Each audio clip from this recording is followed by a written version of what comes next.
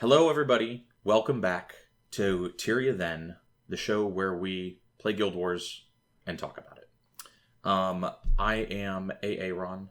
Well, I mean, my name is Aaron, but I like to get the Aaron out of the way so that people don't make the joke at me, because I got really tired of it. So I preempt it now by naming my characters that in video games. There you go. And on podcasts. With me, as always, is Miko. Hello, everyone. We're the Guild Wars Pals. That's what we should have called this. The Guild Wars Pals. Opportunity missed. We're stuck with the double T. Yeah. We'll have to rebrand our channel. And we will. And for the second time, we'll have to rebrand our channel as the podcast where we never do what we say we're going to do on the next episode. Pretty much. Because once again, we have not played the bonus mission pack. No. So it was my bad. Right? Because I thought that the big reveal that's in that bonus mission is in Divinity Coast. It's not. Nope. It's not there at all. Divinity Coast is barely a mission. It really is. Yeah. It is the first thing we did for this episode, and it, boy, am I glad that there were a bunch of interesting quests after, because otherwise we would have had, we would have had to, like, finish the game to make enough content for an episode. No, we would have had to play through, like, another mission or two. We would have had to go kill Rotscale with level 15 henchmen to make an episode. Man, not good. Yeah. No, that's not even a good joke. Oof. No, yeah, if we could barely stomach Galrath, I can't imagine killing a level 30 fucking giant bone dragon with 80 undead. Yeah, we just won't do it. I'm gonna preempt this, guys. Everyone excited about Rotscale? I don't think we're going to do him on the show. There's no quest, there's no story, there's no dialogue. It's just a boss. I think we're gonna skip it. Okay. Yeah. So, Miko, what did we do last episode? Last episode, we did a lot of side quests, and we found out a lot of things that are going on that the White Mantle are sort of behind. So we got into a lot of intrigue in these side quests. We found out that they are out there murdering people. They are out there infiltrating the Lion Guard. And they're out there accusing people of murder. Yes. They're doing both. Yes. They're on both ends. They are. They're covering all their bases. And basically they are shysters, shady characters. If you thought that they are the good guys, the quests that we ran in episode 7 kind of tell us that maybe not so much. And if you're trusting them, maybe you need to start reevaluating your critical analysis skills. And Aaron the Warrior, his critical analysis skills are some of the worst in the history of, like, human thought, right? But he's getting there. Because we did the murder mystery quests where it was like looking like the White Mantle was framing people was like committing murders and then framing people, right? We defended a village, which was fun. Whatever, right? And then we did a big quest where we found out that the White Mantle is poaching Lion Guard. And I wonder, do you have a certain Lion Guard character in this episode that may relate to this in some way? I don't recall that I do. Oh, I can't wait to talk about him. It's so funny. Okay, good. Yeah, we've got a Galrathian character in this episode. Yeah. No, I'm so excited that I get that I get to bring this up because it's hilarious. Okay, cool. It's not that exciting, actually. I've overhyped it now. It's gonna be not that interesting when I bring it up. Really quick, out of the way before we even start the episode. Coolest boss name that you found in this episode. Go. Oh, I wrote it down. You Snickersnack. Oh my god, yours is even better than mine. Holy shit. Snickersnack? Snickersnack, yeah. For real? Snickersnack. That was an EUGH, so you could be like, Snickersnack. Yes. And it was a Devourer boss. And as soon as I like targeted him by accident, I was like, "Wait, what? Does that actually say Snicker Snack?" So I had to go and find him and kill him. That's like a top 5 all timer. Yeah, that was a good one. I got a pretty good one. I almost got through the whole play session, and I was like, I think this is the first time I'm not going to find one. And then swooping down out of the heavens to the rescue in the middle of the Sagelands, Czar Mental Melt. Oh yes, I ran into that one, but I couldn't actually like find the path to him. But yeah, he was. I think he probably spawned somewhere different for me because he was right in the way of one of my quests. Oh, nice.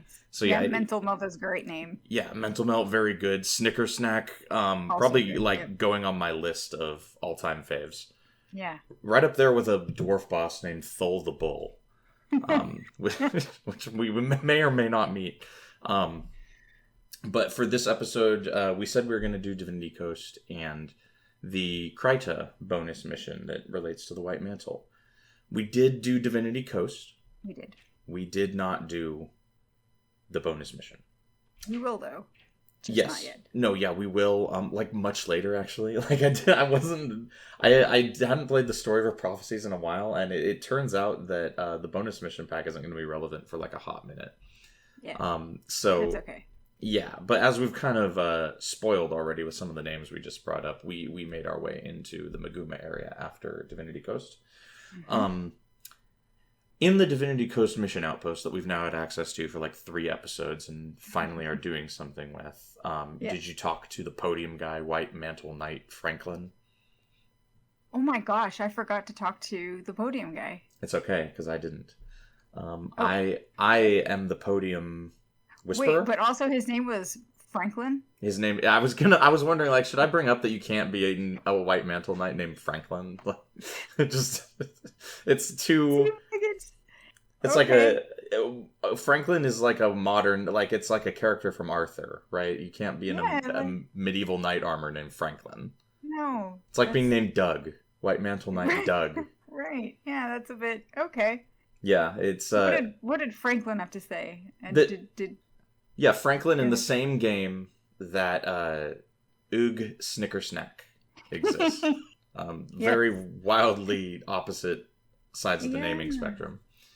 So he says that as a new member of the White Mantle... So, you didn't talk to Franklin. This is actually fascinating, because I started this mission and forgot to talk to him also. Yeah. And as I started the mission, I was like, there's absolutely no context for what the fuck I'm doing right now.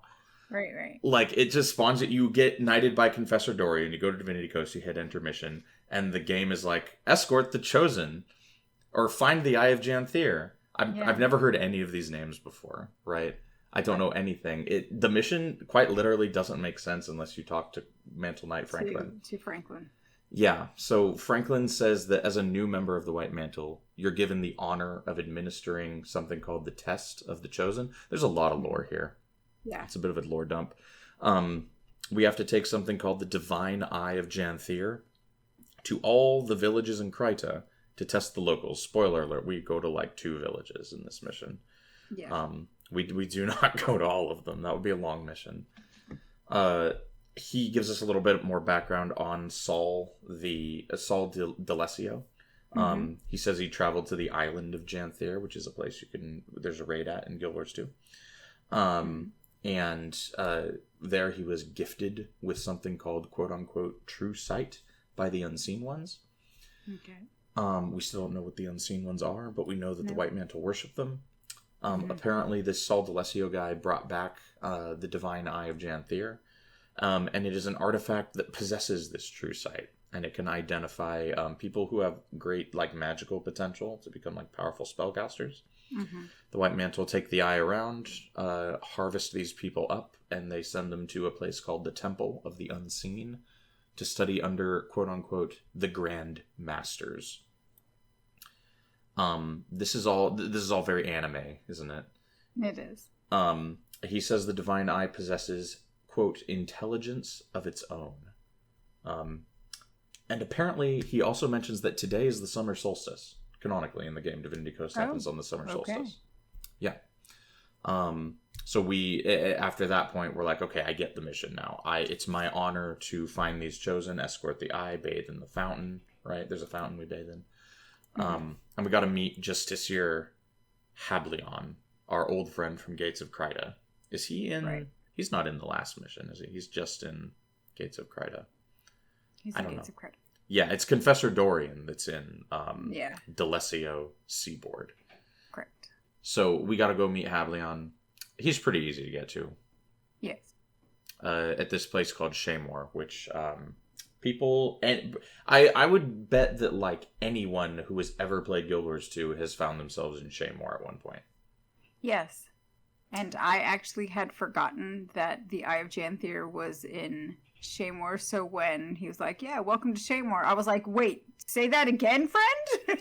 Yeah, it's the human starter zone. It's where you fight the big hands. Yes, the big hands. And yeah, where you're level 1. It's the only place in Guild Wars 2 where a human is going to be level 1. Yep. That's the most bizarre piece of trivia I've ever imparted. I'm blessed to have a podcast upon which it is relevant. And at the top of the stairs, Shamore is like kind of a level based. It's like stairs, kind of. I don't know what the word for that is. Stairs. Yeah, it's like Minas Tirith, except it's like a hill instead of a mountain. Yeah. And you go up to the top, and Hablion is there, and there's a pyramid, like an Illuminati. Yeah. It's got an eye. If you've ever looked at the back of your dollar bills, they're minted by the White Mantle. Yeah. Well, I mean, no, but yes, it's got that same sort of like pyramid thing. Are you saying my dollar bills are not minted by the White Mantle? I'm saying that there is some lifting of influence or inspiration.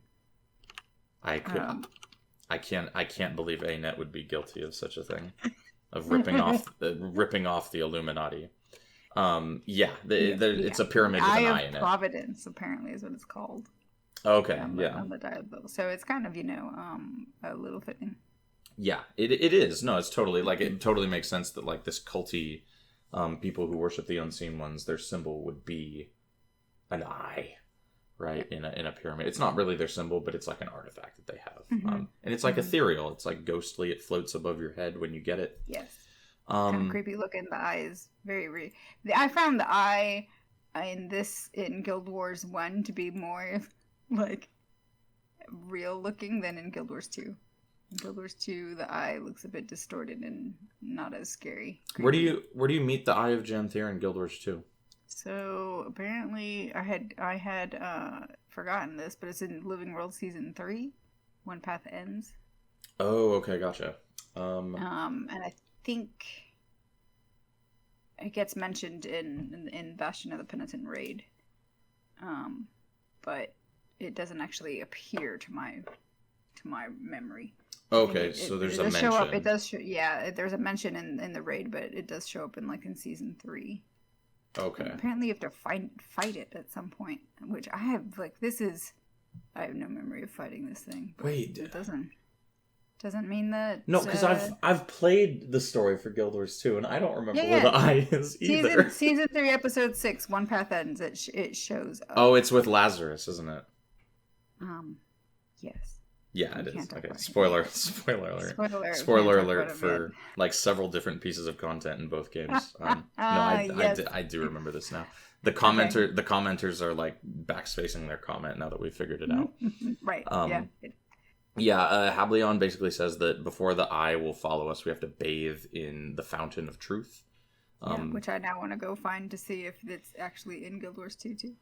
It's funny, you spawn in Shamore in Guild Wars 2 and then you never go back. Right. I don't really know if the Fountain of Truth is still hanging around either. It might be. God knows I've created enough characters. I should know this. Seriously, right? Yeah. I was thinking the same thing, and I was just like, I'm going to have to log into one of my characters and go and search for this thing. Anyways. Yeah, so the fountain, which we have to go in.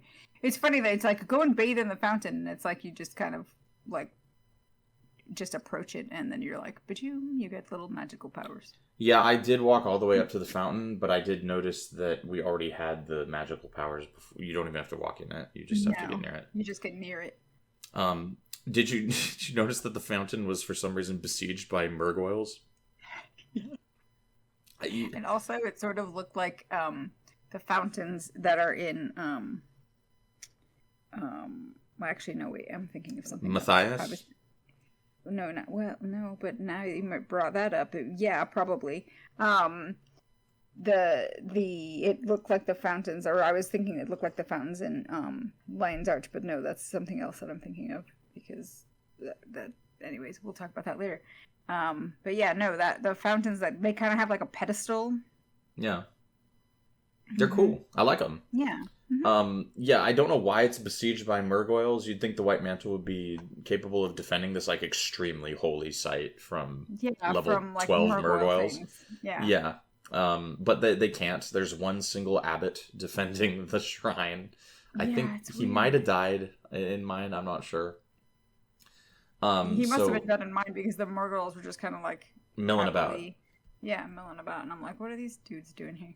Yeah, it doesn't make a lot of sense that the White Mantle would surrender their like fountain of truth to the extremely sacred relic, the key to the Eye of Janther, to the Murgoyles. But anyway, narrative dissonance aside, I wonder if they were like attracted to it, or for whatever reason, maybe by the magical powers. Exactly. No, I bet the fountain feels great, right?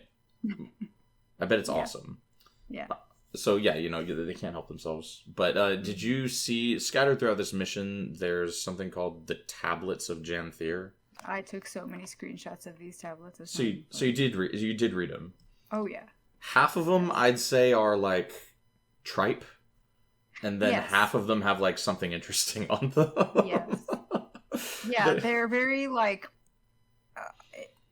I think they're supposed to be kind of like proverbs, or or sayings, like wisdom sayings. Basically. They're like proverbs for people who are very dumb. Because they're proverbs about like don't question. Yeah, they're proverbs about not ever questioning your superiors, allowing others to think for you, right? Right. They're like being brainwashed 101 essentially. It's really it's like really badly written propaganda. It is, because it's like too on the nose, right? Oh my gosh. Like, here's an example. It says, one of them says, in our faith, we are blind. In the unseen, we seek true sight. In ourselves, we find obedience. And that's from the Peasant's Prayer from the Book of Loam. And I'm like, are you kidding me right now? And then there's one from verse 11 of the Book of Heresy. The true believer does not ask for compensation. The true believer does not ask his gods to deliver him from sin. The true believer places his life in the hands of faith, trusting in the unseen. And I'm like, bruh, this is like some crazy, weird Marxist, I don't know, like, we have to like be good little members of the proletariat, don't ask for money, and don't ask to be saved.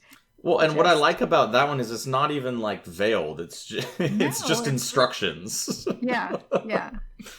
I found some good ones. I found one. My favorite one actually is one near the end of the mission. That's just a really roundabout way. Like it's like throughout life there are doors, and some of them are shut, and some of them are locked. Locked doors should stay locked. And it's essentially just saying ignorance is bliss. Enjoy it. And don't question it. Yeah, and it's called... And that one comes from the Book of the Piety. The Book of the... Yeah. All of these tablets... What? Yeah, all of these tablet excerpts have names. And I'm over it because they're all stuff like that. The Book of the Humbled. Excerpt of Abbot Willis. Or whatever the hell, right? The Journal of Abbot Catos. Yeah, and his is probably the stupidest. It's like, a man once climbed to the top of the tallest. It's like, it's very like trying to an attempt to be Confucianism. Here is what I got out of it. A man once climbed to the top of the tallest mountain to find out how far he could see. Upon arriving, he looked out on what he believed to be the edge of the world. The thought of what lay beyond so frightened him that he climbed back down, never to return. What? It's like, don't get close to that edge. You might fall. Yeah. Okay, thanks. I'll stay here in my little house and never question anything and just be happy that I have wood for a fire and maybe a pig out in my yard. Guys, I don't think Miko liked the tablets of the unseen, or tablets of Janthair. I think she's given him a big fat 2 out of 10, 1.5 stars, bad review. Yeah. There is one good one. Yeah. Near one of the Chosen, partway through the mission, one of them quite literally says, "Do you know the one I'm talking about?" Probably. It says on it, "The way of the Chosen is found in death." Yes. That's good. That's good. That's good foreshadowing. Good. And we won't that say... That one is not even from a book. That one is from a conversation. Yeah. Oh, did you write down? Because I didn't write down what all the excerpts are titled. Whose conversation is it? From a conversation with Elder Confessor Schessler, Schessler. Oh. Yeah. Yeah, I know. I was like, okay. I thought you were gonna have some lore names for me. No, I mean that's the dude. I thought you were going to say conversation between Initiate Isaiah and Elder Confessor Dorian, and I would have been like, whoa. No. All right. No, it's funny because none of our people that we run into are even quoted in any of these books. So apparently they're not. They're not. They're not writing the handbooks for the dupe. To dupe the people. This was an assignment to one of the writing staff to fill an hour on a Thursday afternoon. Right. Come up with some Janthair tablets. Yeah. Add that to our list of lore interview questions. Who wrote the tablets of Janthair? Yeah, we need to contact Bobby Stein and ask him. Okay, Bobby Stein wrote the good one that says the way of the chosen is found in death. I'm calling it now. That's your theory. Yeah, I'm that out to him. He also wrote the bad ones. No, I'm joking. I'm just joking. So most of these tablets you find throughout the mission, they're on posts, and most of them are drivel, but some of them are interesting, right? With the way they give the idea of culty, they just add to the culty atmosphere, Yeah. So pretty good. I'm thinking that if Aaron and Miko, the ranger, are going through here and interacting with these and not thinking that something shady is going on, maybe they need to turn in their brains. Exactly. Well, because Aaron reads one of these and he's like, you know what? I do agree. I don't necessarily want to open a door if it's locked. That's a lot of effort, right? I'll probably leave it or bash it down. But when he reads that the way of the chosen is found in death, Aaron says, I don't think I like that. I don't like being dead. I've died several times on this quest, and I don't like it from experience. So he's still very conflicted about the whole White Mantle deal. And he's very suggestible, Aaron, right? You can just ask him to do something, and he'll be like, okay. And then halfway through, he'll realize, wait, I'm on the wrong team for this. Yeah. But he's already started doing it. He's like, well, I got to finish. So that's my explanation for why Aaron does all sorts of quests that are utterly antithetical to the direction the story is going in at the time. Okay. Yeah. So we bathe in the fountain. We go grab the eye. Hablion falls to the ground when we retrieve the eye. Did you see that? Does he get knocked down? Yeah, it's like a knockdown animation. Mm-hmm. Because he's not chosen. Yeah, because he's not chosen. So whenever you walk by someone in this mission who's not chosen, they do and they do the knockdown animation, and they fall on their elbows. It's a very it's very dramatic. It is very dramatic. It's great though. Yeah. I like it. Mm-hmm. Hablion refers to this as saying the unworthy will be humbled. Right. By getting knocked down their butts. And so we got to go scoop up 4 more chosen because the first one is free. He's standing with Hablion. Yep. How good of a time did you have wrangling the chosen? I remembered that this mission was hard. That's what I remembered of the mission. And so I thought, well, I want to complete the bonus, which is turning in all of the chosen to our Lion Guard, to Mina. The chosen wrangler. Yeah. The chosen wrangler. And I was like, I can't lose any of them. So I babysat them. And I made sure that none of them died. I flagged in my henchmen to go in and attack things first so that my aggro bubble would stay clear and I could babysit the chosen who will stick to you like glue, which Oh, is so you can kind of hang annoying. back. You can hang back and keep them safe. Mm-hmm. Okay, so I did a lot of that. Yeah, I mean, it was easier for me because I'm a ranger, so I could actually like once my people engaged, I can kind of shoot at things from the back and send my amnesia right. stalker in. Yeah, definitely. Like I'm role playing an unintelligent character, so I just ran in head first. It definitely had nothing to do with me not knowing you could do that. Yeah, I just ran. I just like I even hit the sprint skill, right? Like I'm going in head first ahead of my group, trying to save these guys and unwittingly towing the rest of them into harm's way with me. So I had a fine enough time. They have a healing signet skill, and they've got like 20 points in tactics because it like heals them full every time they charge it. That's good to know. I wish I'd have known that. I would have not been so careful. Yeah. So the villagers are very capable of healing themselves, and they don't really usually have a lot of enemies on them. So I had an easy enough time with this. When I read what the bonus was, I was like, oh, fuck. Yeah, that's I read the bonus too, and I was like, "Damn it!" Yeah, whenever the bonus to something is so and so must survive or protect all of so and so, it's awful. You got a gate guard Hollis situation on your hands. Yeah, which I did in this episode, but having played 8 episodes of Guild Wars 1 podcast now, I'm used to it, right? Mm-hmm. So and the mission isn't very long either. You kind of fly through it. All the Chosen are pretty nearby each other. There's some undead near in the swamp near the end. They're just fucking annoying at this point. Yeah. Right? Like you're like, oh yeah, this is a part of doing things in Kryta is slogging through. Oh, the fucking water's poison. Yeah. Right? Like it just like I was having a grand old time, and then it put me in a bad mood. The wiki was like, make sure that the Chosen don't stand in the poison water, and I was like, right, great. Thanks. Oh yeah, they'll just fucking sit there in it. I'll have to babysit the Henchmen and the Chosen from the poison water. Thanks. Yeah, they love themselves that poison water. Mm-hmm. And then where we're escorting the Chosen to is a village on like the coast called Lomehurst. Lomehurst. And you mentioned a character named Lionguard Mina. Mm-hmm. So Lionguard Mina is my Galrathian character. Okay. And the reason is, did you see that Lionguard Mina, her name is Lionguard Mina. She is wearing white mantle armor.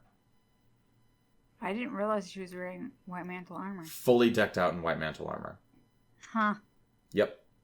Because she is hanging out with the white mantle. Yeah.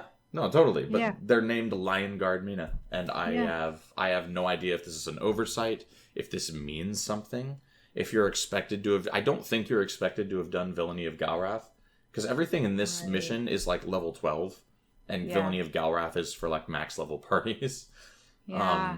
So yeah, I don't know if they're like saying something here, or if it's an oversight, or what. I don't know, but it's bizarre. Yeah. It's like at the end of... The wiki just writes it down as ? Anomaly. Oh, okay, so it is on the wiki. Yeah, his name suggests that he is the Lionguard, but his model and his attendance at the Toast of the Chosen suggest that he's a white mantle. I think you're onto something about the Galrathian, though, because it does. If he's named a Lionguard, but he's actually in white mantle armor, I think we're supposed to, like, if we haven't played through the Villainy of Galrath, we're supposed to start cluing in that, hey, actually, the Lionguard are poaching, or defecting. Take that, wiki editor for Guild Wars 1. You know what it reminded me of? It reminded me of the end of Empire Strikes Back when Lando is wearing Han's clothes for no reason. I was just the utter like absurdity of it. Like, there's no reason for this to be happening. Right. Yeah. So we have Maybe it's that. Yeah, we have a Lando. Yeah, we got a Lando Calrissian moment happening in Guild Wars, so we can add Star Wars to our list of things that we get referenced. I considered just opening the episode going, all right, real quick, let's run down the list. Lord of the Rings, right? What's that other thing we always bring up on here? Boss names. Potter. Yeah, Harry Potter. Let's go. Let's just get them out of the way so we can do the show. Can we do the show now? Great. So I'm sure they'll come up where we're headed. Mm-hmm. But yeah, we hand the Chosen off to Lionguard / White Mantle Mina, and I didn't know if it was Mina or Mina, and I couldn't tell if they were like a male or female presenting model. Wiki says male. Wiki says male. Yeah, so I just couldn't tell. There's another androgynous character where I just couldn't tell either later in the episode. Yeah. Let's see. We already talked about the parable about the doors, which just like drilled a hole in my brain. And then the end of this mission is like chaos. Yeah. Because the end of the mission, like the mission itself is pretty easy. It's the end of the mission and the cutscene that sets you up for some meaty lore. It sets you up for some meaty lore, and then it dumps you in an outpost and explains nothing. Nope. Yep. It's dude, the cohesion of the story really like falls off after this cutscene. Yeah. But what happens in the cutscene? So in the cutscene, we got a Justiciar Reinen, who I had confused for the Inquisitor. So when I got to the next primary mission, I was like, wait, or primary quest, I was very confused. But Justiciar Reinen is the muscle, and he's in there and talks to Inquisitor Terran. Is that the right? Yeah, Inquisitor Terran.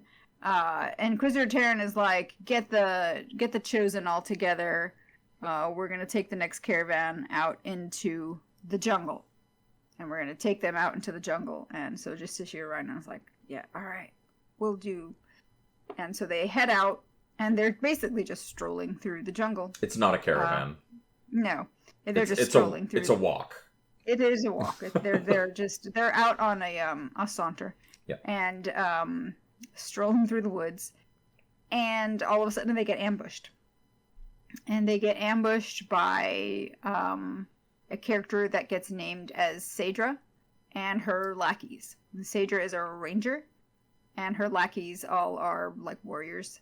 And they decimate the White Mantle. They kill Justiciar Reinen, they kill Inquisitor Terran, because it's basically just those two that are escorting. And then the Chosen have the worst voice acting yet.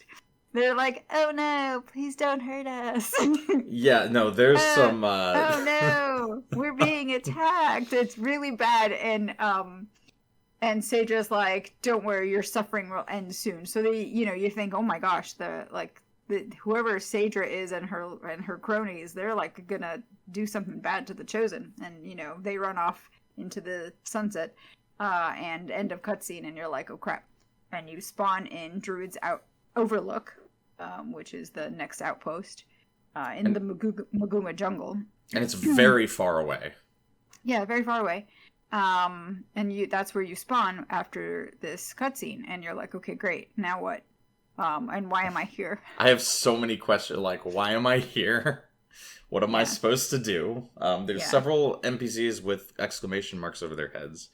And you would assume, being that you're still Team White Mantle here, like you're a Knight of the White Mantle, you don't know anything, the Chosen are gone, and you're like, okay, I gotta get them back. Yeah. And so the first thing I do is talk to the White Mantle person standing 5 feet away. Yep. Who does not give you a primary quest. Nope. You get the primary quest from some merchant named Trader Versailles. Yeah, who's Crichton. He is. Yes, he's got the Crichton merchant model. Mm-hmm. And yeah. Did you do should we talk about the primary quest first or the side quests? Well, I think we could probably talk about the primary quest first. Yeah. Since we're kind of on this like, where are we? And Trader Versailles is the one who he's like, you need to go and talk to maybe Justiciar Thomas, because Justiciar Thomas's brother was just murdered. Do you know who Justiciar Thomas is? He's not in the outpost, because I was like, where is Justiciar Thomas? Because he's like, maybe you don't want to talk to him right now. He's a little pissed off. And I was looking all around. I like how you had a bone to pick with this man. I was like, do you know who he is? And you're like, I know he's not fucking here. Yeah, because I looked around and I was like, well, where is the guy that I'm not supposed to talk to? But yet I'm supposed to go talk to him. He's a character in Slaver's Exile in the Eye of the North Elite Dungeon. Oh, okay. Yeah. Wow, that's been a hot minute since I've done that one. Yeah, I don't think I've ever done that one to completion. I've done like little bits and pieces of it, but never the full thing. Yeah.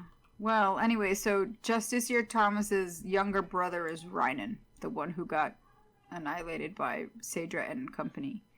And we find out, do we find out here who? No, they don't know. They're just trying to track down who it is who killed Rynan, and no one cares about Inquisitor Terran. And I would have thought that they would, because as an Inquisitor higher in rank than a Justiciar, but, Thomas doesn't give a crap. He's more focused on who killed his brother. Are you like in the know on White Mantle rankings? Are Inquisitors above Justiciars? I'm asking. I don't know. I thought that they were, because it sounds like they would be more important. Why have the grunt be like, hey, go get these people together? Right. Like, why is the Inquisitor telling the Justiciar what to do? Yeah. Yeah, you go find him outside, and he sends you on a rat race to talk to everyone who works for him. But he says some interesting stuff. Mm-hmm. He says that he's gathered. He uses the term that he's amassing a host the size of which Kryta has never seen before. Yeah. Now, a lot of that is bluster, I imagine, right? But he's getting the homies together. He's getting he's assembling a wrecking crew. A wrecking crew, yep. Yeah, and he's going to go scorched earth on the Maguma jungle. The men are going to fan out, right? Mm-hmm. And he's just going to pour napalm on the Maguma jungle until there's nothing left. And he's under the impression that this is going to work. Yeah. So we got to go talk to his scouts, because he wants the scouts to pull back because it's too hard scouting the jungle, and he wants us to do it instead. Yeah. Because we're hot shit. Are your cats unhappy? No, there's children outside the window. Okay. Yeah. No, I do apologize about that, guys. I live right next to the laundry room, so it's like a congregation area for all sorts. Yeah. Yeah, it's fantastic. Okay, I distracted you. I'm sorry. No, it's all good. We're going after these scouts that work for, and they're all called like House Ranger Eamon or House Ranger Marco. Marco is another one. You can't be Marco. Marco. Where did you find Marco? I found Eamon and Lanault and Rionel.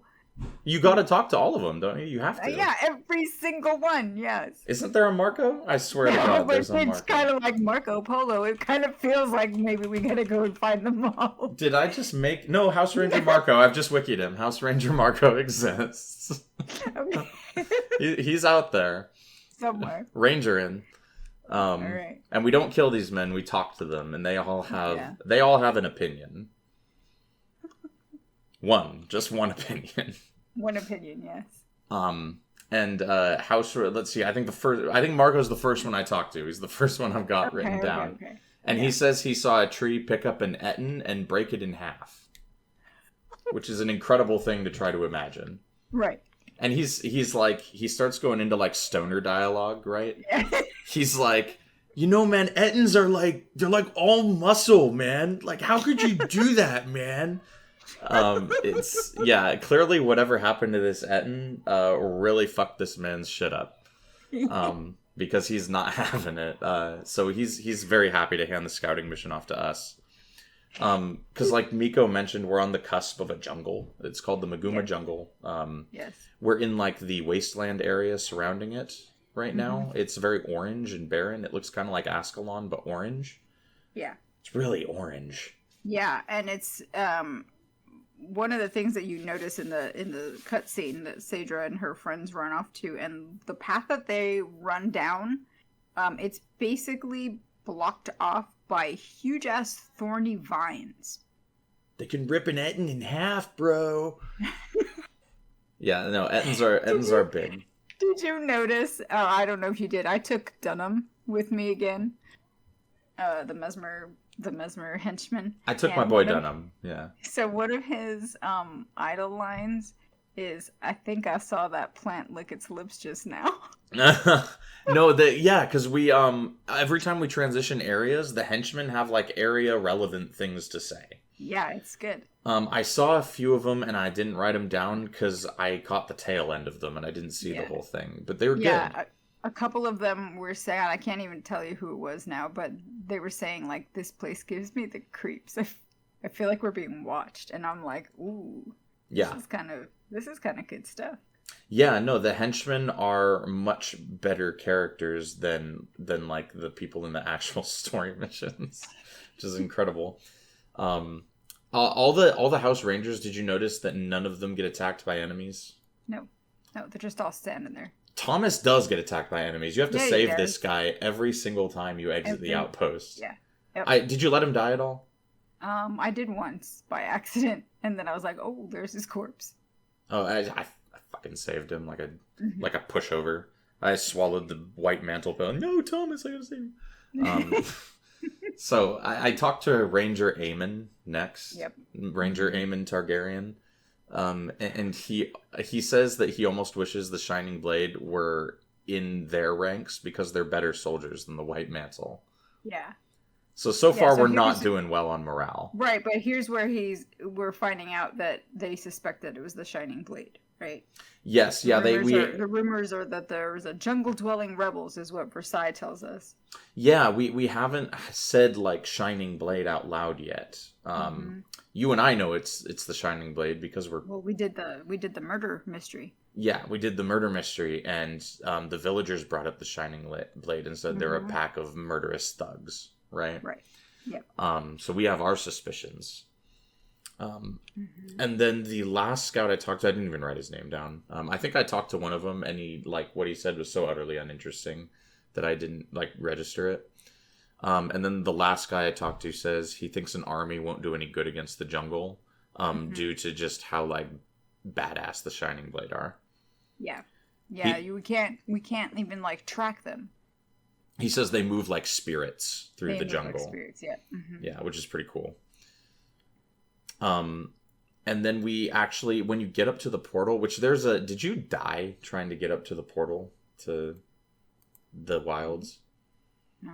I got my fucking ass kicked by, what did you run into? There's a group of Wind Riders, which are awful.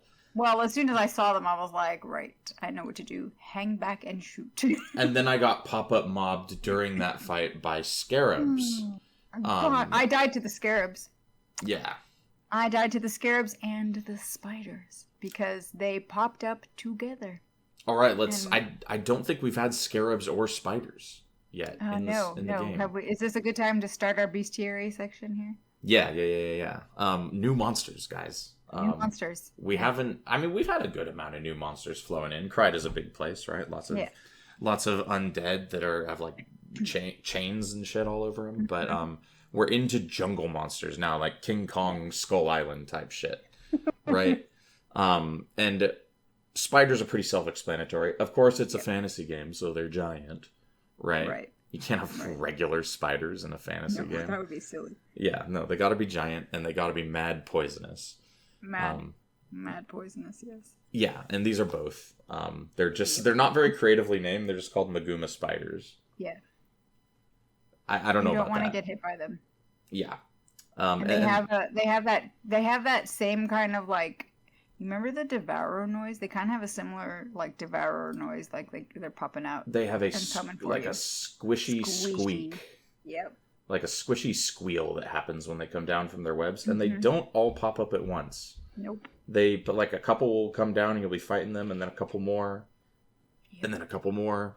This is a very frustrating way to fight because it makes the fight take much longer. I don't care for this. No, it's like they're trying to draw you into their web. And they're level 16, so we're getting there. So things are climbing in level. We kind of veered off the beaten path for Galrath and ran into some level 20 stuff. Yeah. But as far as the story goes, things are much higher level here on average than in Divinity Coast, right? Yeah. And the Scarabs. God, I hate them. What are Scarabs? They're like big bugs, big bugs on roids. Yeah, I can't even really think of a better way to. They're just bugs, generic bug. Just generic bug model, but it's a big oval shaped, and they just come for you. They look kind of like a pistachio, with legs, not in the shell, like an unshelled, ugly pistachios are. Yeah. They're kind of good. They look like evolved boogers, right? And moss scarabs, because these are the scarabs of the moss variety, right? Yes. and they look like alive pistachios with legs, and they scamper at you, and they use necromancer skills, and it's bad. They don't taste good. Yeah, it's bad time. And there's a lot of them, and when they spawn and you're already fighting the Wind Riders are probably like brutal enough on their own. And then I got wiped out on my way to the mission outpost following this quest. Did you, when you finally did make it to the end of the quest, did you actually physically see Saedra and the Chosen run through the portal? No. Oh yeah, if you're close enough on their tail, you see them. The models, they run through the portal to the Wilds mission. Yeah, okay. I was like, that's a nice touch. I wasn't expecting it. Yeah. Very, very cool. I did also make a note that did you ever try talking to Thomas again after this quest? Yes. He has nothing to say. No. I went back to talk to him. I did as well. And he has nothing to say. Mm-hmm. Especially because the podium guy in the Wilds, which is the mission outpost that you have to go and turn your quest into, the podium guy is also the person that you've got to turn your quest into. Yeah, I didn't talk to the podium guy for the mission information. I just talked to him to turn in the quest. Same. Okay, I'm glad we're on the same page because now we have content for next episode. Thank God. We're gonna have to run a short one again. So yeah, Witness Giselle is the person who we turn this quest into, and she basically tells us that Thomas is not getting an army. No. She's like, yeah, we're not doing that. We're taking his people. Yeah, so Thomas is blowing steam pretty much. Yeah, he's just mad.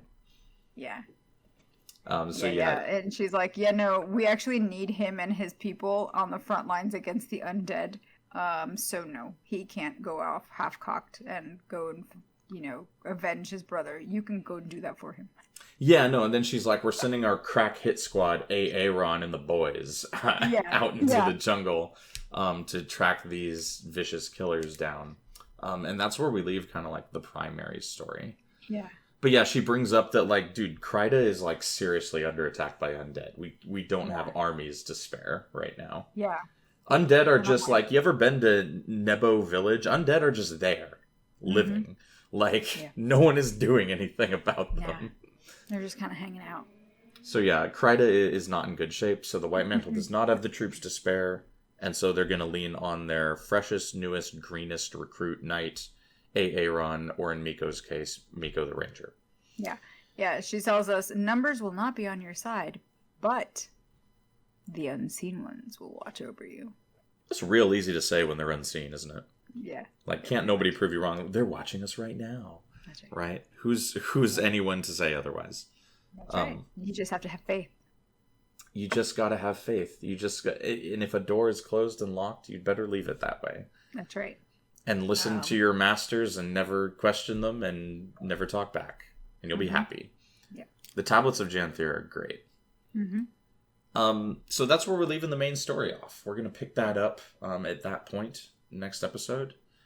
Yep. We're going to be doing the Wilds mission and probably Bloodstone Fen as well. Even I know Bloodstone Fen is like a big honker of a mission. It really is. We might just do like a 2-hour like Maguma Jungle extravaganza. I don't know. We'll see. But that's the content aim for next episode. I'm sure we'll figure out a reason to change it up like we have been for every episode in the last couple episodes. Kryda really threw me for a loop, okay? Yeah. Guys, when I originally planned this show, I planned out 1 episode per region. Yeah. We were going to bang out Kryda in 1 episode originally. Yeah. And then we were like, wait, actually, maybe we might want to revise that. Yeah, and then we talked about pre-searing Ascalon for 2 hours while simultaneously barely doing any of the content in it. And we're like, wait, I think we need to rethink this strategy. Right. There were side quests, though. Yes. They were pretty good side quests. They were. I did Eye for Profit from Trader Versailles. I did Wisdom of the Druids. Yes. And I think that might have been it. But they were both really good. Oh, and Mysterious Message, of course. Mysterious Message. Can't forget it. Mysterious Message is kind of like I thought this would be the primary quest. Right. So this is... Because it gets given to you by the... White Mantle guy standing right next to the portal that you spawn at after you complete the White Mantle mission. Yeah, no, I thought this would be it. Yeah. This is a quest given by Envoy Arrow, who I thought was a lady, because I thought all those models were a lady, but the game refers to him as a dude. It doesn't matter. She, I have her as she in my notes, but someone in the mission dialogue says he. So they give us a message, and the message is secret. Yes.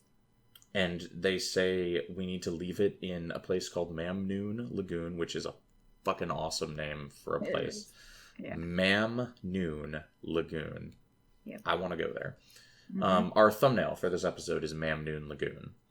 For anybody wondering, that is what the titular lagoon looks like. I'm got to deliver the message to Mamnoon Lagoon and leave it in a log. Yes. And it's Arena. When we find this log, Arenanet's definition of what a log looks like is very loose. It's whatever that is. It's not a log. And we got to tell after we deliver the message, we got to let somebody know. Someone named Alari Doubleblade, which is just an extra as fuck. Now, I don't even think it's cool. It's just extra. It's like what you'd name yourself when you're 13, you know? So we got to let her know that we delivered her message, and then she's got to go get it. We couldn't just take the message to her. No. We're going to fucking talk to her anyway. Right, yeah. But we got to say, hey, I left you a message in the log over there. Yeah, she's not happy that Arrow gave the message to us to deliver. No, because this message is related to blackmail. Mm-hmm. So Alari Doubleblade has been. So yeah, we go over there. It's just a trek, right? Like there's monsters. Mm-hmm. There's a couple areas you got to go through. But we head over there, and it's like this shows us the transition from like the Sage Lands, which is the name of the explorable area outside Druid's Overlook, which is like kind of barren, rocky. And it shows us the transition into like the deep jungle, right? It gets dark. It's like nighttime. Everything's like green or turquoise. And the water's like sparkly. It's cool. It's a cool atmospheric change. So we're in like the heart of maybe not the heart, but like the deeper jungle at this point. And you can tell you're in the deeper jungle because everything's level is jacked the fuck up. Yes. The Wind Riders, the level 12 Wind Riders were bad enough. In the Mamnoon Lagoon, the Wind Riders come in level 17. Yes, they do. My guys are level 12. We're still level 12. We're still got level 12 henchmen. Yeah, like I got spoiled by level 15 henchmen out of Temple of the Ages, so I was like, okay, we're going into Maguma. We got level 15s now, right? No, they're level 12. Nope. I didn't check with the wilds, but I think they're level 12 for that as well. They are. I had written down originally that they were level 15, and then I respawned in there for something, and I was like, wait, they're level 12? Damn it. I've just about had it being level 12. In all honesty. What level are you going into the into the mission and quest in this episode? Good old 17. Yeah, same. And at the end? Still level 17? Yeah. No, I got about half a level of experience doing all this. A little bit soul crushing, but I hope to ding 18 in the near future. We've got 2 mission bonuses coming up, right? Yeah. So if we can get mission and bonus, that's 4,000 XP to us, right? I hope. Just please. Yeah. There's some... Yeah, the scale are back, right? We got jungle scale now. Yeah. Bog scales gave me nightmares in Kryta. Jungle scale, not so bad. Yeah. I didn't have too much issue with the jungle scale. No. I don't think... Were there any jungle trolls? I did not run into any jungle trolls. No, they'll be there later. I vividly remember the jungle trolls from later parts of the Maguma jungle. And then behemoths. Yes. Yeah, let's talk about behemoths. Yeah, and now root behemoths themselves. So they're like worm guys that come out of the ground. They're like armored worms, kind of. Yeah, and you kind of haven't seen I can't remember seeing these except for in pre-searing. That same model, worm model. Is it that worm model? I thought it was the husk worm model, like the dark black one that kind of looks like I can't describe. It looks like the head of a brontosaurus. Yeah. And then they just kind of pop up out of the ground. Yeah, and then these ones have like a little rock nest, and they pop up and they've got like kind of a spiky head I think they're a little more extra than the ones in pre-searing. Yeah. Well, yeah, because that was pre-searing. I mean, But it's that same, it's that same pop-out animation. And the root behemoths by themselves are fine, right? They're level 19. They're warriors. Warriors are a joke in PvE, right? Well, not necessarily, because warriors gave me nightmares in the Southern Shiver Peaks. They did, yeah. But these guys aren't very good. I don't think warriors scale very well. I think, like, level 9 warrior, very dangerous. Level 19 warrior, a joke. Somebody prove me wrong or right. Oh, this is a good time to actually... Tangent, guys. Fast tangent. Yeah. I was looking... I Googled what henchmen are best in Guild Wars. And I ran across a Reddit thread that people were giving their opinions on. And basically, the only, like, true consensus opinion was that you never, under any circumstances, take melee henchmen. And I'm out here running the triple warrior. I've been doing double warrior lately, but I was running triple warrior there for a while.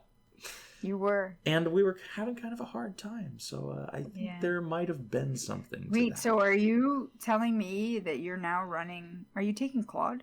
No, I'm not taking Claude. I was going to say, like, who did you drop? I don't care how bad you think warrior henchmen are, I'm not fucking taking Claude.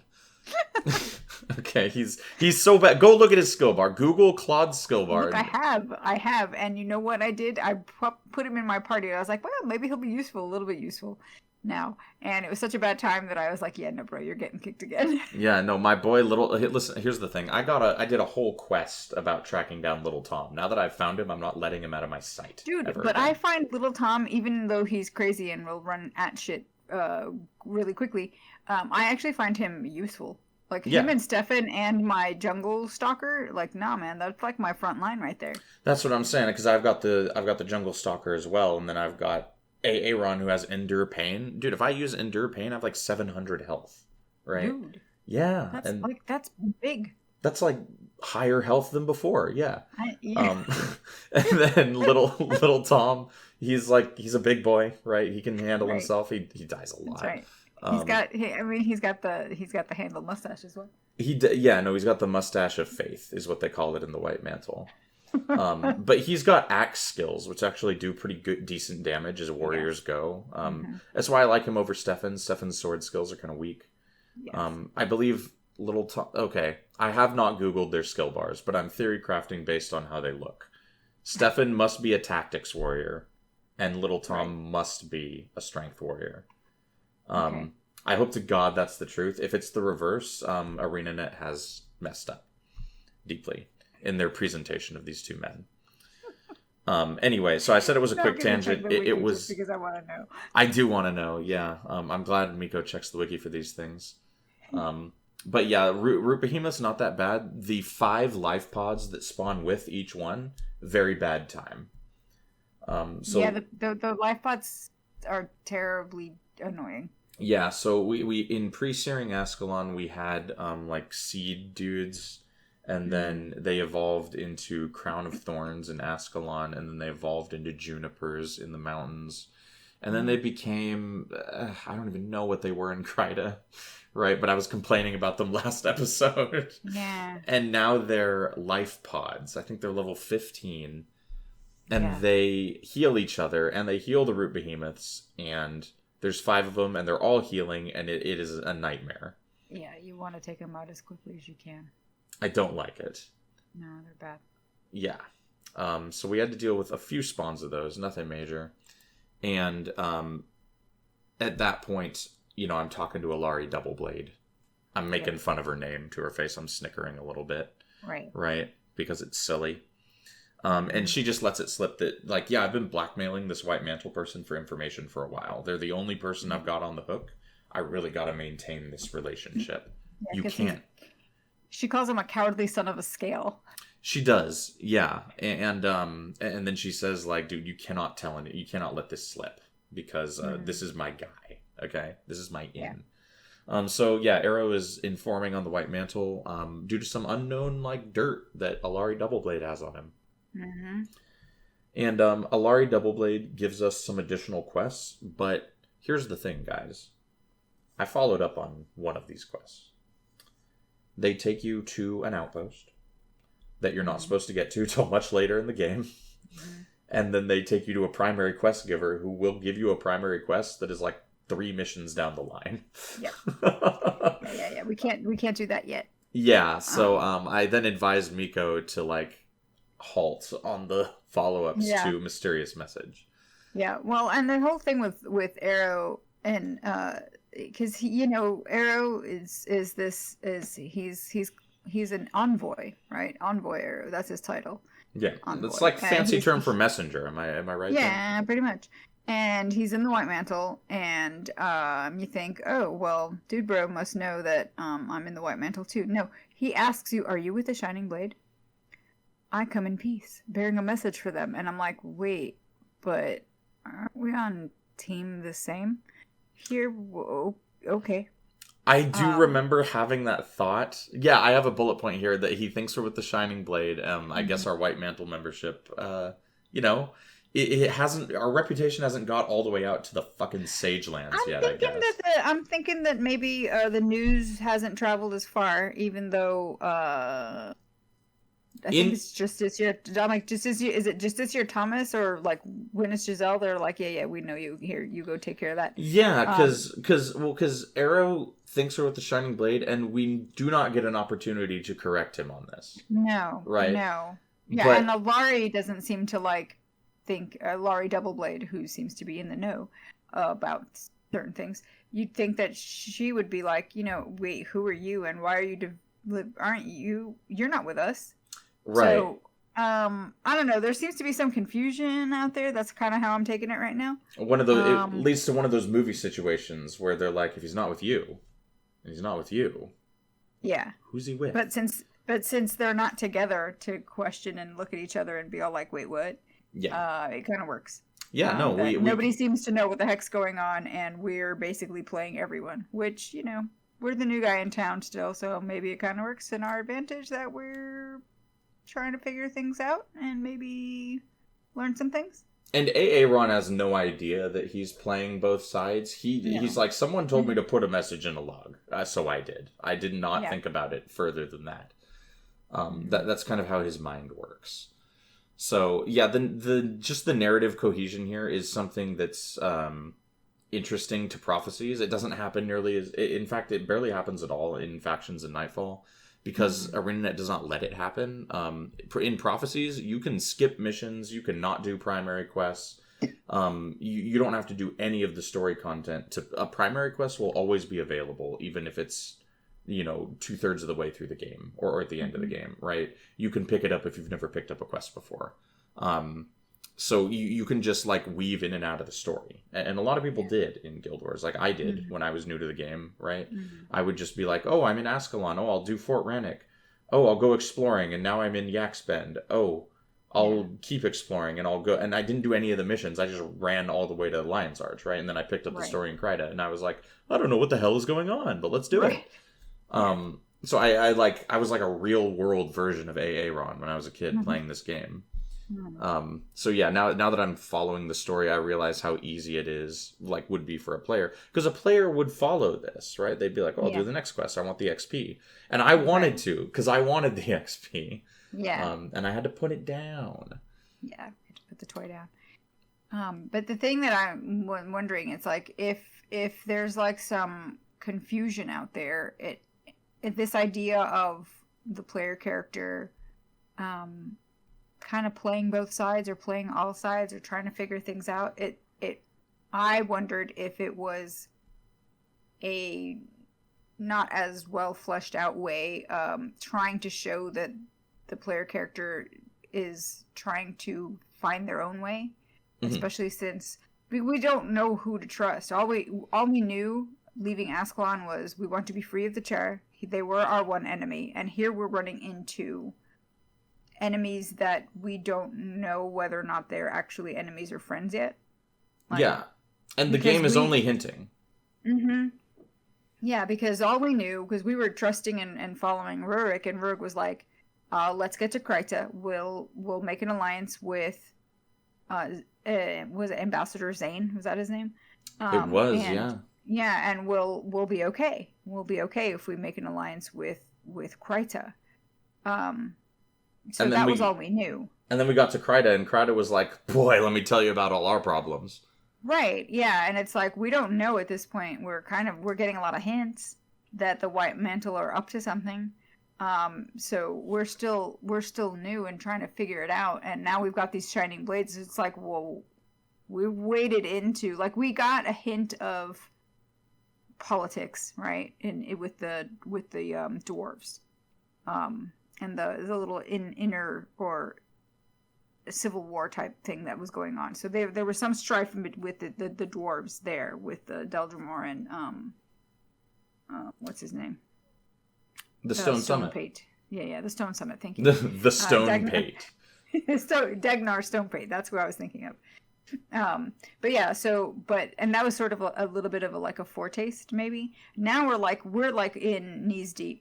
And it's good. Like, the waters are rising. Like, we don't know what's going on with the White Mantle, the Shining Blade. We're kind of out of our depth here. We are, yeah, and we kind of also, like, something I enjoy about the protagonists of Guild Wars, and maybe of all MMOs, is just that we kind of have nothing better going on, right? Right. Our character is just like, well, I exist and I need direction. Right. So tell me what you need done, and I'm your man, right? Right. And then when we did, like, we met the dwarves for 2 missions, and we were like, all right, well, I'm going this way. We give them a little salute. Good luck with your civil war, right? Then we dump the Ascalonian settlers off. We bring them a few blankets, and we're like, I'm doing this. Bye. Yeah. And now we're getting to a point where we're like, I think the White Mantle might be bad. Yeah. And now I'm taking a look at these new guys, who they're saying are murderous thugs and evil, but I'm not seeing it so far, right? They haven't killed the Chosen yet. They're taking them somewhere. They're taking them somewhere, yeah. But we haven't seen them kill anybody. Mm-hmm. Except for the White Mantle. We did see that, yeah. But we don't necessarily... Well, actually, we saw it. We didn't actually see it with our own eyes. We heard about it. Because we see the cutscene as, like... It's like that Deus Ex Machina thing. Like, because you'll see cutscenes in Guild Wars that your character is not borne witness to, right? Like the Undead Lich that we saw at the end of Gates of Kryda. Right. Our character does not know about that. Yeah. So the player, the God's Eye player, is clued in a way that the character is not. Mm-hmm. And we're kind of I do like it from a roleplay perspective. I think you're right. I like the idea that my character is coming to this decision slowly. Yeah. And it kind of gives me a justification for when I'm a White Mantle Knight and I'm like, yeah, I'll go murder that abbot and steal his book for you. You know. Which we did. We did that. We murdered that guy in cold blood and took his book, and now it's on the Crichton black market. And God knows what that guy actually wanted it for, but we'll assume he had good intentions. So yeah, that quest chain's weird. We'll pick it up later. Did you take Alari's follow-up quest to have it in your log? It's in my log, but I haven't done it. Yeah, I took it as well because I was like, I'm not fucking running back here, right? Yeah, no. Like, I'm never going to remember to do that, so I had to take it now. Yeah. That way I'll be able to do it later. Mm-hmm. And there's a couple other quests out of Druid's Overlook. Eye for Profit from Trader Versailles. You want to talk about what an asshole Trader Versailles is? Trader Versailles. He's the Jaiju Tai of the Maguma jungle. He's got some guy that he's hired, right? He wants to get his grubby little hands, on this thing called a lilac eye, which is a drop from a Windrider boss, right? And so he's like hired this like lackey. He says he's a young man from Longhurst, right? I brought him along to like kind of be my sidekick on my travels, and he's not the sharpest arrow in the quiver, is what he says, and I'm like, bro, okay. He's like, but he's got a strong back. So Aaron is vibing with this already. Yeah, so he's like, so I sent him out to the Sage Lands to look for this beast called the Gale Stormsend. And he's like, yeah, I don't know. He's either lost or eaten. So can you go and find him or his corpse? And you don't know how to bring him back. Just bring me the lilac eye. And I'm like, okay. Yeah, he's like, let me know what happened to him. Don't bring him. Don't need his body. Just need to know what happened to him. Yeah. Yeah. But get me that lilac eye though. That I need. Yeah, because all he really cares about is whether or not he's going to have to hire somebody else to like be his lackey. Yeah, and so when we get out into the open land to do this quest, this would probably be a good time to kind of go over what stalkers are.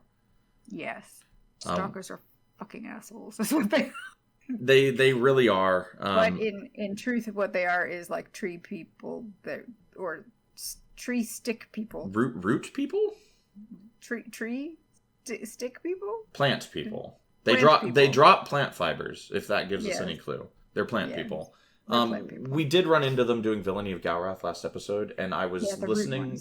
Yeah, I was listening to the edit, and usually when we start describing what a monster looks like is when I drop in the shitty little JPEG from the wiki over the video. And we mentioned stalkers, and we did not describe them in any way. No, we did not. So they're like, they're pretty gnarly looking. Is that a wood pun? Saying a plant monster is gnarly looking? Yeah, apparently it is now. I didn't mean to, and yet here we are. Yes. I think I hate myself. I mean, it's deserved in that particular. It's a good pun. Yeah, it's not bad. But yeah, they're pretty wretched looking. They've got like they look like little demons, kind of. Yeah. They're tall and spindly. Their limbs are like limbs. Fuck, I keep doing it. But they are limbs. I mean, they are. Yeah, their appendages are like sharp, right? They look like they could spear you. They look like stick people that like have like little branches that come off of them because wood. They look like rabid stick people. Yeah. Yeah. And they're the ones we met in Kryta were Mesmers. These ones are Earth Elementalists. I hate them. And they will wipe you the hell out. Because they have a skill called Meteor, which knocks you down. Do they have Meteor? So they have Fire Magic too? Yeah. Yes. They did. Or is it Aftershock? One of the two knocks you down. Yeah, Let me tell you, I just know that it was like knocked down, and I was like, these motherfuckers. I hate them still. Oh, they'll kamikaze run into the middle of your group to do their AoE knockdown. So annoying. And they come in level 14 and 17 varieties. Mm-hmm. And the level 17 ones, keep in mind, we're level 12, okay? Well, our henchmen are. Yeah. I feel like I'm level 12 when everyone else in my party is level 12. And yeah, they'll just, because there's a group of like 4 or 5 of these at one point, mm-hmm. and I had to wipe like multiple times clearing it out. It was a disaster.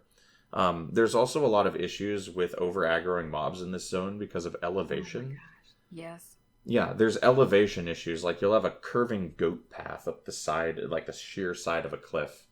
And there's mobs on, like, each twist and turn, right? Mm-hmm. But due to the way the aggro bubble works, it doesn't account for up and down at all. So you aggro all of them, even though you're miles away from... Yeah, you're miles away from them. But they're ranged, right? Their magic works still. It's a nightmare. It's really bad. Yeah, so getting through the Sagelands to do this quest was a bit of a slog. Did you also run into their friends? Because they like to occasionally hang out with their little Devourer pop-up friends. Yeah, I got jackknifed by the Devourer pop-up mobs. We had to deal with the Devourers, who still have that creepy sound. Yeah, the Thorn Stalkers. Yeah, crinkling foil sound. Yes. And then they have their baby friends, like the Thornstalker Sprouts. Yeah. And then the Devourers have their little drones as well. Did you notice the main Devourers, the like level 17 ones, are like bigger? Like their model is bigger? Yes. They're like big honker Devourers. Yeah. So you got the Thorn Devourer drones, Thorn Devourers, and then there's the Fevered Devourers. Miko, it sounds like you took specific notice of all of these different enemy types. I did, because they were just like wrecking my people. And I'm like, why is Alicia dying again? Yeah. And the Fevered Devourers are the upgraded version of the Plague Devourers from Ascalon. They're terrible. And I find that weird naming-wise, because you'd think it would go Fevered and then Plagued, not the other way around. Like from Plagued to Fevered, that seems like a downgrade. Just name. I really obsess over the names of things in this game. This podcast is making me realize this. Maybe they've become deranged because of the... Yeah, maybe it's they're fevered, like they're frenzied, kind of. Yeah. Okay, I can get into that. I can get behind that. Okay. But yeah, they do massive amounts of armor ignoring damage with their necro skills. Yep. While you're getting hammered by... Skill. Don't they have vampiric touch as one of their skills? They might. I didn't notice which skills were which in this because I was getting hammered by all of them at the same time. Yes. So I found it should be just a blaze of chaos every combat encounter. But yeah, not fun. Not fun. These enemies are in the deserty portions of the Sage Lands. Yes. And you got to slog through them basically, along with Wind Riders, to find where Graham, Versailles' little helper, is. Yeah, because he's not dead. No, he's not dead. He's just standing by a puddle. Yeah, and he's just kind of like, hey. He thinks he's hot shit. Yeah. He's like, because he brought Graham along to protect him, and he like sent him out to kill this monster, Gale Stormsend, which we'll talk about the name Gale Stormsend in a second, because it's not applicable. But I can't get over the names. And Graham, he fancies himself like a hero. Yes. He's like, one thrust from my mighty blade, and this enemy will fall, right? Right, yeah. He doesn't have a sword or any weapon for that matter. No. So I don't know. No. Not sure what he's talking about. But yeah, we talked to him. He's a bit of a ninny. So it's up to us. He does not. So he's like, one thrust from my mighty blade and I'll slay that monster. He does not offer to come with us or help slay the monster. We just kind of talk to him and he's like, hello, I exist. And then you go to kill the monster. Yeah. Did you talk to him again to see if he'd have anything else to say? I did not, no. He doesn't have anything else. You ran all the way over there. No, I talked to him again after I'd gotten my quest progression little boop, the asterisks moves to the next location. Gotcha. I thought you meant you went all the way across the impassable terrain to kill this. Well, no. Gotcha. No, I did not. Because there's no easy way to access where this monster is. Well, so what I learned is that if you run through the lagoon or the little lakey areas that you can actually walk through, you can go up jungle routes. Oh, so there is an easier way than going all the way the hell around. You know how I found this out?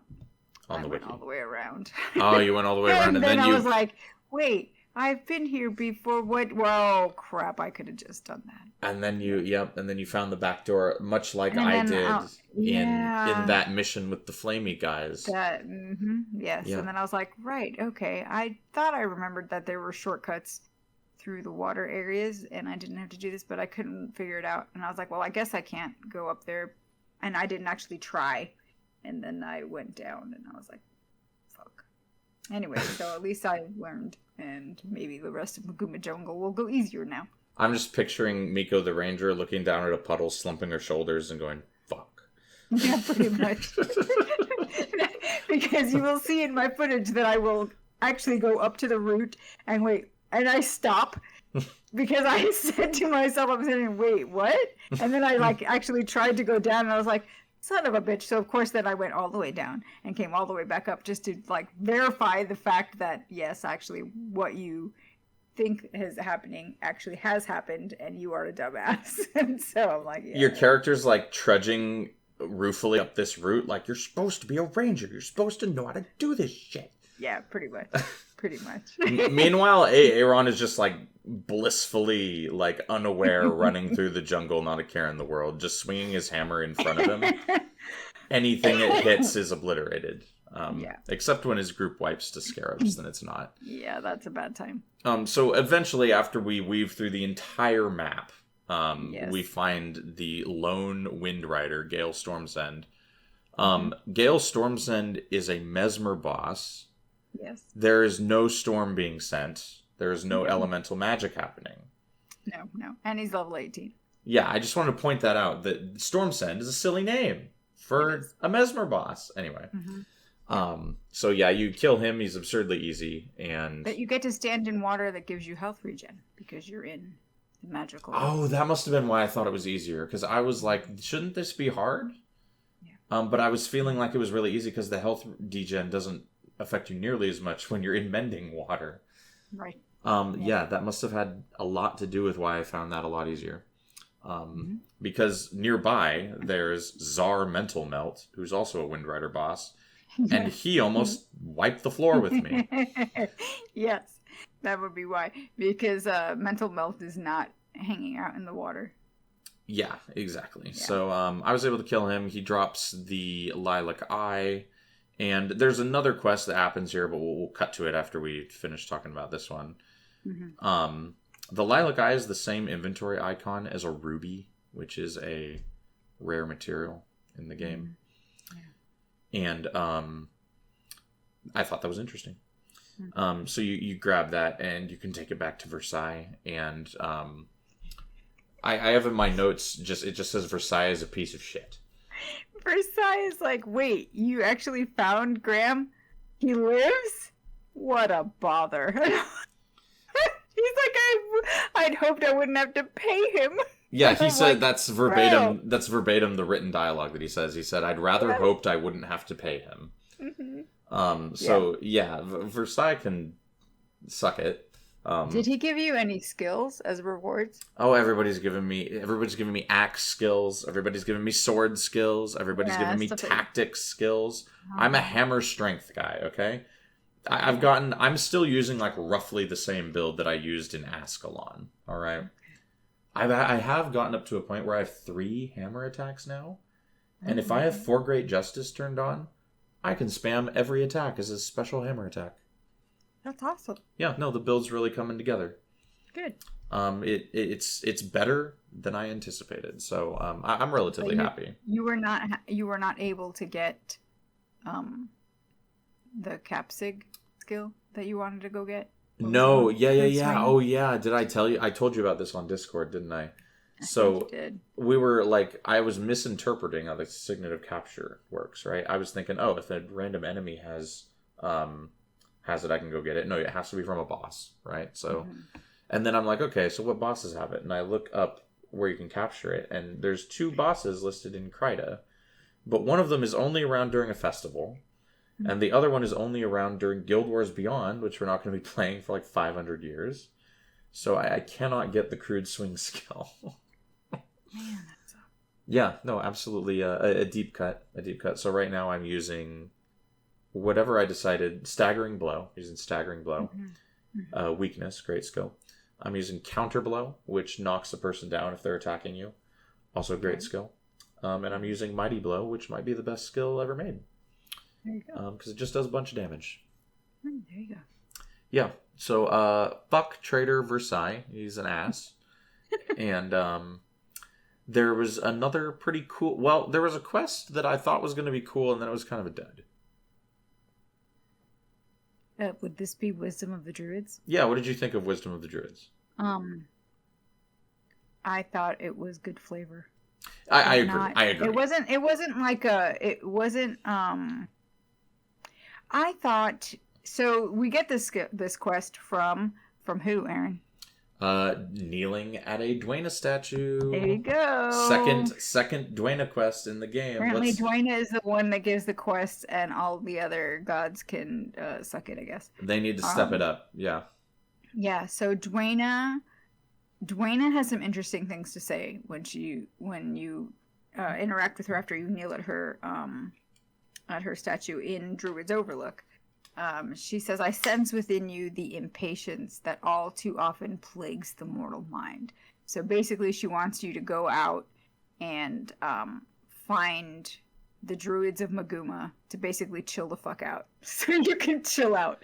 Yeah, she wants us to go smoke weed and like do ayahuasca with the mystics.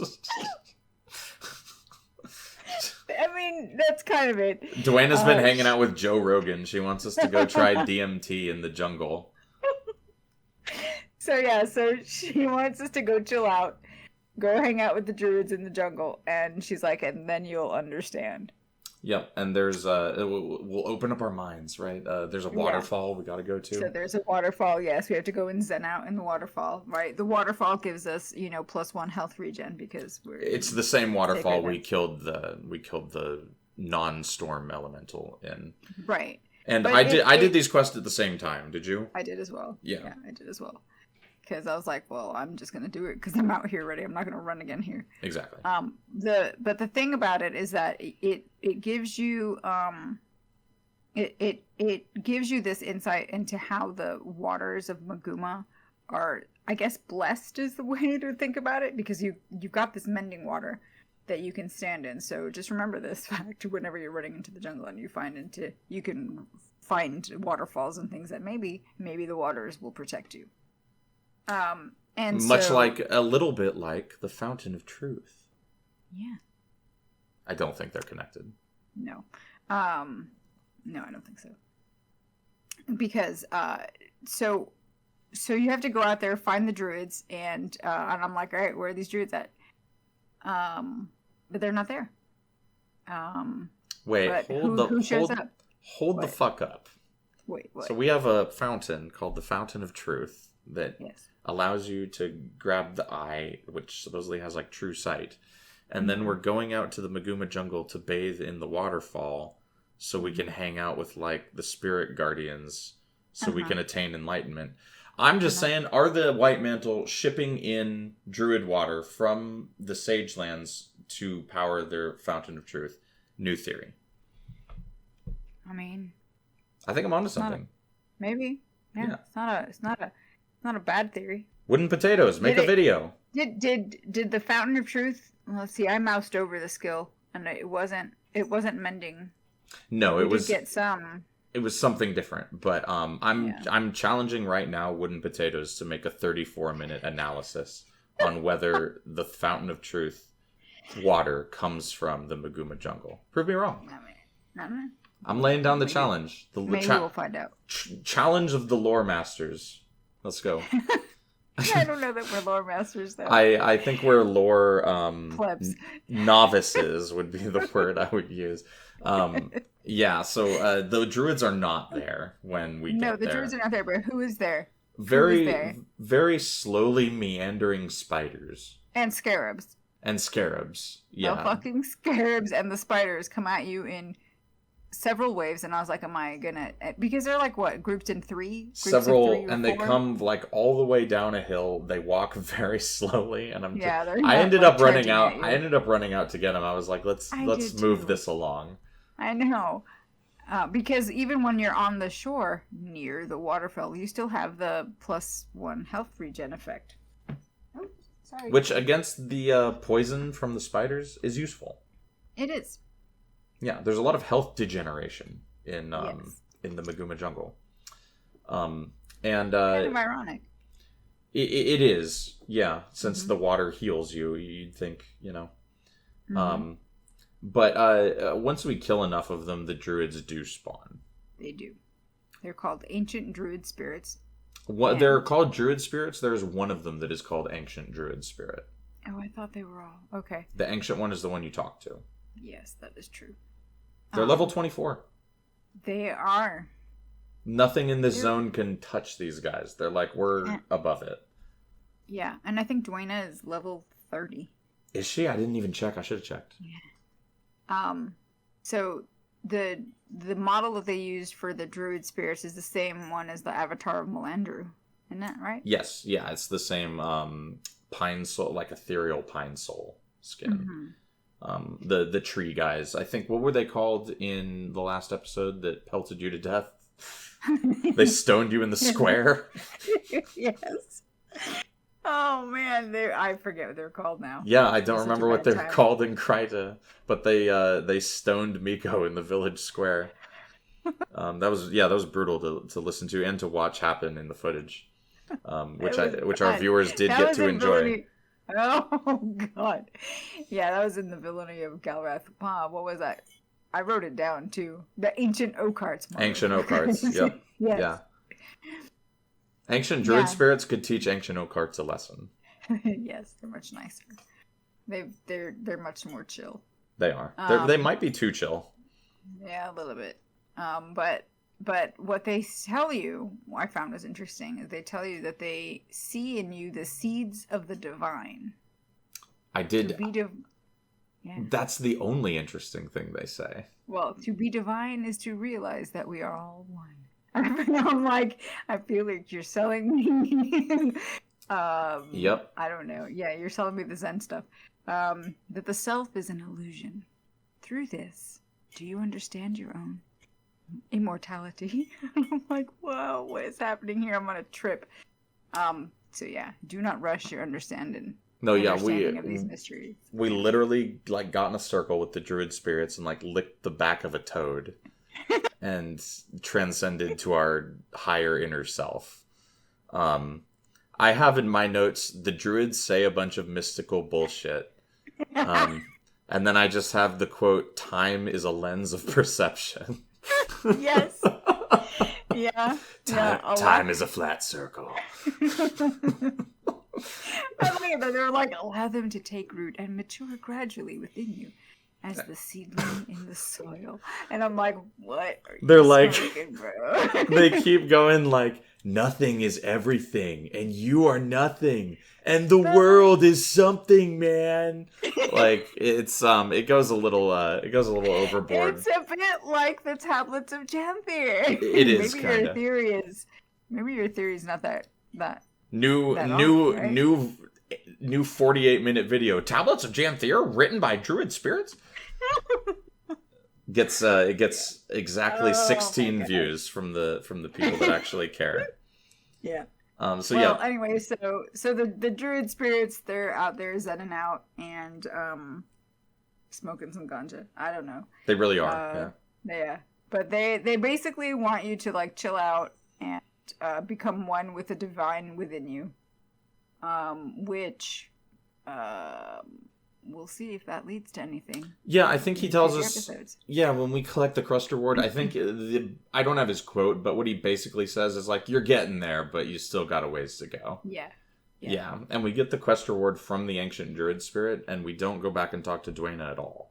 No, well, I went back to see if she had anything to say, but she didn't. She does not. Yeah, I checked as well. She doesn't even acknowledge that you like went out. She's just like, all right, cool. Yeah. Don't you care? You said that you thought I was being impatient. Like, have I chilled out enough for you? Yeah, you're like, druid, like halo coming off me, some like aura. You're like, I don't know what was in that water, but I did the thing you asked me to do. Say something. Yeah. We're just sitting there screaming at her. Say something. Yeah. Apparently, we're maybe too impatient still. Yeah, I know. I think this quest made me more impatient. I think the opposite of the desired effect happened. I wonder though if her Avatar of Dwayna will have any other quests for her now in future, for us in future. I'm still checking as many as I can. Sometimes I forget, right? I'm not the best, right. But I try to check as much as I can. Mm-hmm. Because now this is what 2 for 2 for Dwayna, right? Because she's the one who gave you the quest for the reuniting the dead spirit with the child and. Yep. Yeah. You know what? After the searing. Yes. You know who my favorite? So we met the druid spirit. The druid spirits in that quest. Did you meet the other druid spirit that you can find in this play session? No. All right. All right. It was either in Mamnoon Lagoon or the area between Mamnoon Lagoon and Sagelands. There's like another area. There's a druid spirit collector, and his name is Vargil the White. There's just a druid spirit collector hanging out named Vargil the White, and he's hanging out like next to a merchant who's selling like identification kits. It's great. Somehow Gandalf the White becomes like, what? He's a collector now. Yeah, no. Yeah, he's just a druid. He's like an ancient being who's merged himself with the jungle through magic. And he's like, could you bring me 5 unnatural seeds? That's too funny.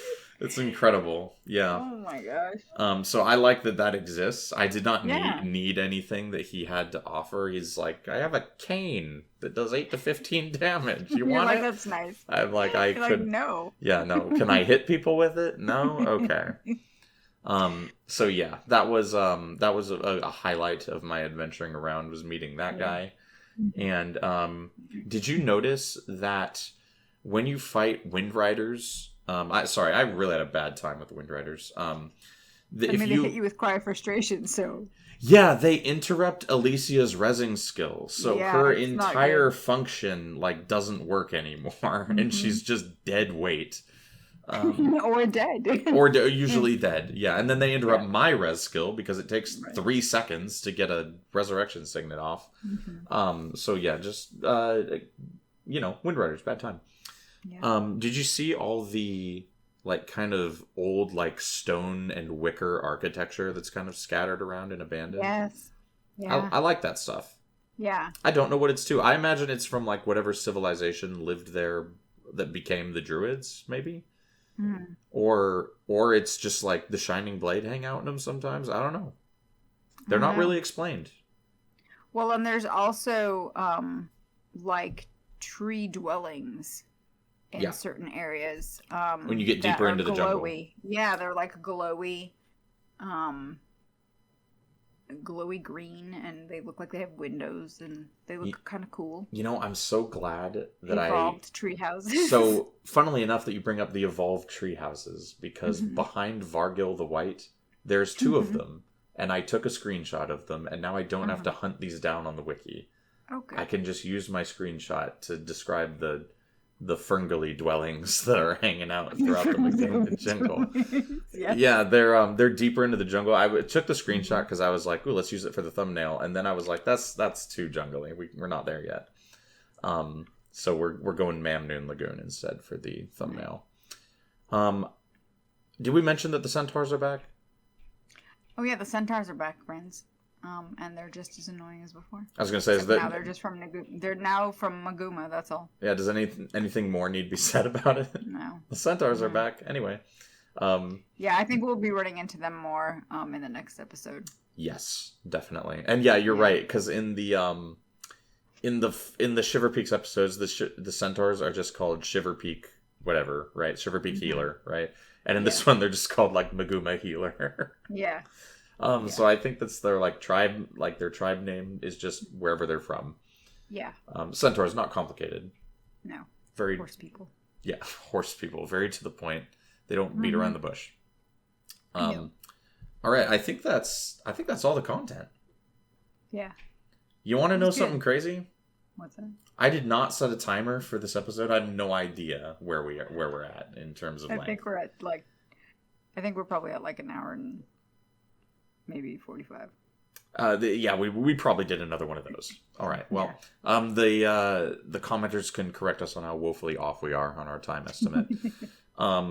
Next time, we're going to talk to the Wilds podium guy, learn some shit, and then we're going to do the Wilds mission, and then we're going to do whatever quest pops up between that and the next mission, and then we're going to do the next mission too, which I let slip is called Bloodstone Fen, but it is, so deal with it.